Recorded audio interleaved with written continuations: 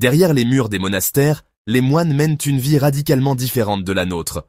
Leur monde est construit pour la prière, le travail et la communauté, loin des distractions modernes. Chaque instant est imprégné d'un but sacré, du lever au coucher du soleil. L'architecture du monastère, église, cloître, réfectoire et cellules simples reflètent leur cheminement spirituel. Au Moyen-Âge, les monastères étaient des centres d'apprentissage, d'innovation et de culture, façonnant le paysage et l'histoire de l'Europe. Les moines ne faisaient pas que prier. Ils construisaient, cultivaient et préservèrent le savoir. Aujourd'hui encore, des hommes choisissent cette ancienne voie, cherchant la paix et un sens dans un monde obsédé par la vitesse et la réussite. Le monastère est un sanctuaire, offrant une alternative aux pressions de la vie moderne. Par une dévotion tranquille, les moines nous interpellent. Qu'est-ce qui compte vraiment? Leur réponse se trouve dans une vie de but, de simplicité et de foi. La vie monastique est bâtie sur 3 vœux: pauvreté, chasteté et obéissance. La pauvreté signifie ne rien posséder, tout est partagé avec la communauté. Ce détachement n'est pas lié à la misère, mais à la libération de l'âme pour chercher une connexion plus profonde avec Dieu.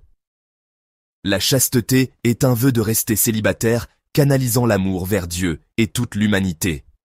L'obéissance signifie faire confiance à la guidance de l'abbé, apprendre l'humilité et se défaire de l'ego. Ces vœux ne sont pas des punitions, ce sont des outils de croissance spirituelle. En simplifiant leur vie, les moines espèrent enrichir leur monde intérieur. En renonçant à tout, ils croient qu'ils gagnent ce qui compte vraiment. Ce paradoxe est le secret de leur paix durable.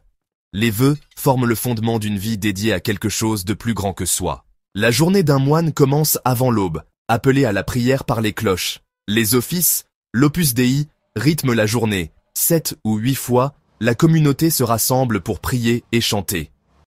Entre les prières, les moines suivent ora et labora. Prier et travailler.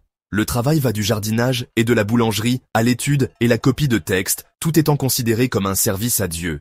Les repas sont simples, pris en silence, pendant qu'un moine lit à haute voix des textes spirituels. Chaque activité, même manger, devient sacrée. À la tombée de la nuit, le grand silence commence. Pas un mot jusqu'au matin, permettant la réflexion et le repos. La cellule du moine est dépouillée, conçue pour la concentration et la communion avec Dieu. Ce rythme quotidien de prière, de travail et de silence transforme lentement l'âme. C'est une vie de discipline, de but et de paix. Pourquoi choisir cette vie? Pour les moines, c'est une quête pour chercher Dieu avec le cœur, l'esprit et l'âme. Le monastère est un laboratoire spirituel, éliminant les distractions pour entendre le divin. Les moines croient que leurs prières soutiennent discrètement le monde, intercédant pour la paix et la guérison. De nombreux monastères accueillent les étrangers, offrant refuge et guidance. Des lieux comme le Mont Saint-Michel témoignent de siècles de foi et de persévérance. Ces communautés ne sont pas des reliques, ce sont des phares vivants de silence, de simplicité et de paix. Dans un monde bruyant, les moines nous rappellent de regarder en nous-mêmes et de valoriser la connexion plutôt que les possessions. Leur secret est simple.